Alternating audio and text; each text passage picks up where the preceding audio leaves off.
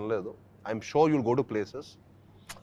But నేను I want see myself whether I can do it or not తప్పించి ఈ సినిమా నువ్వు చేస్తే మటుకి 100% 200% blockbuster. One day time తీసుకున్నారా? అదే నేను చేయడానికి అంతే. అదే ఎక్స్ట్రాడరీ కథ అని ఇంకా నెక్స్ట్ డే ఇంకా వి స్టార్టెడ్ యూనో.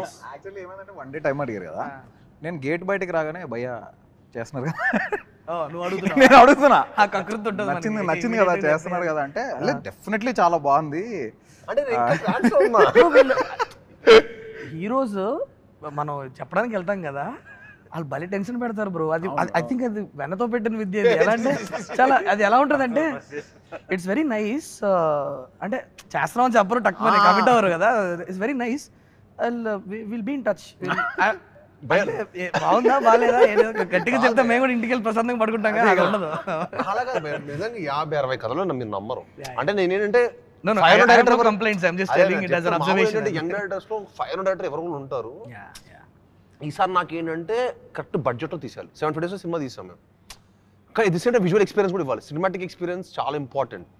అంటే ఆడియన్స్ మనీ కంటే బ్రో వాళ్ళ టైం అండ్ ఎఫర్ట్ చాలా ఇంపార్టెంట్. అబ్సల్యూట్లీ. వాడు మనకి 3 గంటలు టైం ఇచ్చి 1 గంట ట్రావెలింగ్ రావడానికి వెళ్ళడానికి 1 గంట 5 గంటల టైం మనకి ఇస్తున్నట్టు ఈ రోజు వాళ్ళ time important more than anything. Money నాకు అనిపిస్తుంది మన పాప్కార్న్ కోక్ కంటే టికెట్ రేట్ చీప్ అనిపిస్తుంది. అవునవును, అండ్ దట్స్ ట్రూ ఆల్సో. దాని గురించి చాలా ఆర్గ్యూ చేస్తూ ఉంటారు కానీ బట్ ఐ ఫీల్ యూనో అక్కడ మనకు పాప్కార్న్ ఇంకా కోక్ ఎక్స్పెన్సివ్ అనిపిస్తుంది ఆ 2 కొంటే కూడా, ఒక 4 ఫ్యామిలీతో వెళ్తే. Right true true. సో వాళ్ళు టైం ఇస్తున్నారు కదా మనకు 5 గంటలు, వాళ్ళు యూటిలైజ్ చేసుకోవాలి. అవును. సో ఒక సినిమాటిక్ ఎక్స్పీరియన్స్ అది ఎలా ఇస్తాం, ఒక విజువల్ గానో సౌండ్ గానో ఇలానే ఇవ్వాలి. సో నేను థ్రిల్లర్ ఇలాంటి స్పేస్లో ఏదో వెతుకుతున్నా ఉన్నా. మనోడ హారర్ ఎలిమెంట్తో పాటు థ్రిల్లర్ చెప్పడేస్తే నాకు భలే ఎగ్జైట్ అయ్యా. Now I thought this film can actually we can. నేను కౌశిక్ ఏంటంటే కౌశిక్ నువ్వు ఆల్రెడీ మంచి కథ చేసుకున్నావు, సూపర్ ఎమోషన్స్ ఉన్నాయి, టెన్షన్ పడాల్సిన అవసరం లేదు, పెద్దగా ఆలోచించు, కమాన్ థింక్ బిగ్. ఇదే డైలాగ్ అనమాట. మనోడికి అర్థమయ్యేది కాదు. గ్రాండ్ గా ప్రెజెంట్ చేయాలి అంటే అర్థం కావట్లేదు ఈ క్యారెక్టర్ ఏంటి, హీరో వస్తాడు ప్రతిరోజు పెద్దగా ఆలోచించి ఏం ఆలోచించాలి ఇంకా అట్లే ఏమన్నా కరెక్షన్స్ చెప్తారా అంటే ఏ రోజు స్క్రిప్ట్ సైడ్ కానీ నువ్వు ఇలా చేయాలి, విజువలైజేషన్ పెద్దగా ఉండాలి.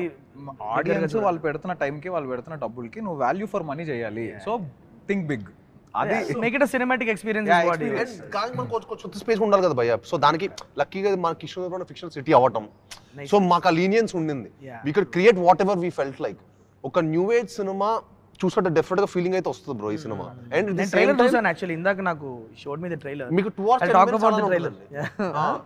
10 minutes సినిమా మీకు 2 minutes ఎంత ఇంట్రెస్టింగ్ అనిపించిందో, మీకు ఎక్కడ డివేట్ అవ్వలేదో, ఒక ఎడ్జ్ ఆఫ్ సీట్ థ్రిల్లర్ లా ఉంటుంది.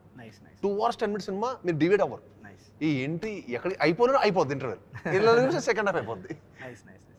బ్రో మీరు చెప్పండి మీ పారానార్మల్ ఎక్స్పీరియన్స్. ఎక్కడ ఎక్స్పీరియన్స్ చేయలేదా అసలు దయ్యం గురించి కానీ, దయ్యం సినిమాలు కానీ?